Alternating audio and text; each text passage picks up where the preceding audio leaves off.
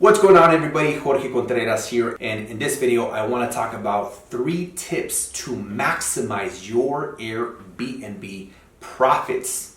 Alright, so number 1 is I want to go back before you even launch your Airbnb, right? Just like in real estate, you make money when you buy real estate, not when you sell the real estate. And that's because you want to make sure you buy correctly, right? It's everything before you actually own it. Well, there's a little known strategy where I've taught my 3,000 plus students how to get the first 2 weeks of free rent, right? So those first 2 weeks that they're in the property, we want to get those 2 weeks free. Why?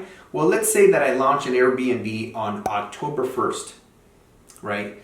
But I started leasing that property maybe 2 weeks prior to that, right? On September 15th. Well, that means I've been basically in the negative, no bookings for 2 weeks because I was launching, and now that I'm live, I only have 2 weeks left in my lease, at least for that month, right? So there's a big possibility that I'll either break even or lose money. So here's how the strategy works to get 2 weeks of free rent when you are implementing the Airbnb subleasing strategy. So let's pretend like today is September 1st, which September 1st is actually my birthday. So let's pretend like today is September 1st and you sign a lease agreement on September 15th, but instead of starting to pay on the 15th, you say, hey, landlord, I do need a couple of weeks to be able to get the ball rolling and furnish my property and really begin this business. So what I'd like to do is sign today on September 15th and have the lease begin on October 1st. So you're signing the lease on September 15th, but the lease doesn't actually begin till October 1st, meaning you actually begin paying October 1st. Now, of course, you're going to give them the first month and the deposit when you sign, but you're technically not being charged until October 1st. So what happens is you make it your goal to go live with your Airbnb property by September 22nd. You got a full 7 days from the 15th to the 22nd to go live.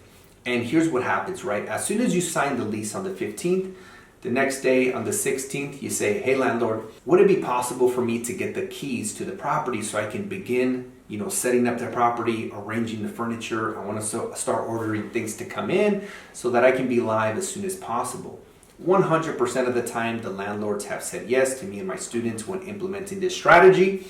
And so now let's say that our Airbnb is up and live on the platform by the 22nd of September. What we do is we block the remaining days of the calendar on September. So that means nobody can actually book it. Even though we are live, we are technically not supposed to be live until October 1st.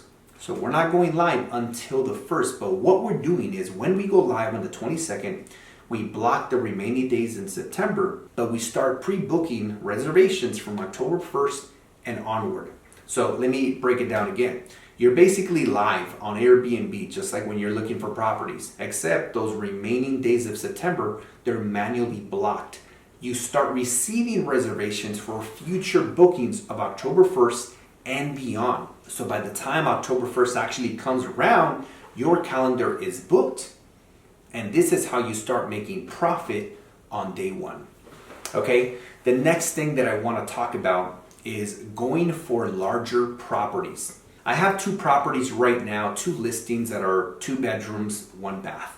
Everything else in my portfolio it's either a 3-bedroom, 2-bathroom house or 3, 4, or 5 bedroom houses, right? Single family homes that all have pools and or jacuzzis and a game room. Why? Because I want to be able to create a staycation experience in the property so that guests can have a great experience without needing to leave the home. So when you go for larger properties, it also allows you to attract and market to larger groups of people.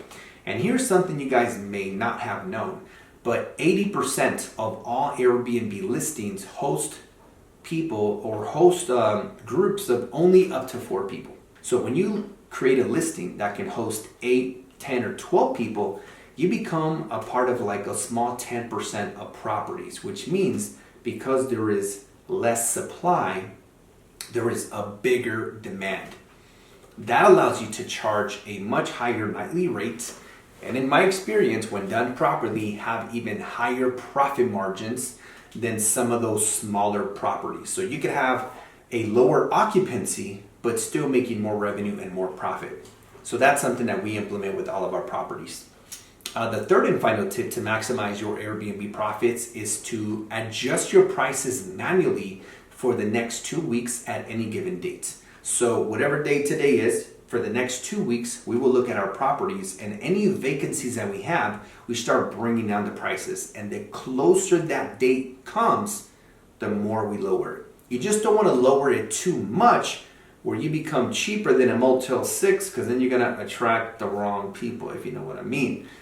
But that's my point, guys, is so let's say next week, Monday, Tuesday, Wednesday, Thursday, let's say it's vacant, and typically my property hosts up to 10 people, and maybe it books at an average of 500 a night. But because it's short notice and because it's next week, it's unlikely that I'm going to get a booking for that many people at full price. But if I bring my price, maybe down to $300, $250, even $200 per night, I would rather have $200 times 4 nights. That's $800 that I would have not had otherwise. If that happens 3 times a month, guys, that's $2,400. It could pay for my rent or my entire mortgage. And if you think about it, this is exactly what they do in the hotel industry. Whenever there's a vacancy, they bring down the prices in order to create more demand. It's always a supply and demand situation. With that being said, guys, I hope you guys enjoyed this video. There is a link down below in the description where you can book a 15-minute free consultation with my team to see if we can help you build your Airbnb empire without owning real estate. Make sure you guys also follow me on Instagram, where I post every single day. It's at the Jorge Contreras. Make sure it's the one with the blue check mark. That's my only account. With that being said, thank you guys so much, and I'll see you guys on the next one.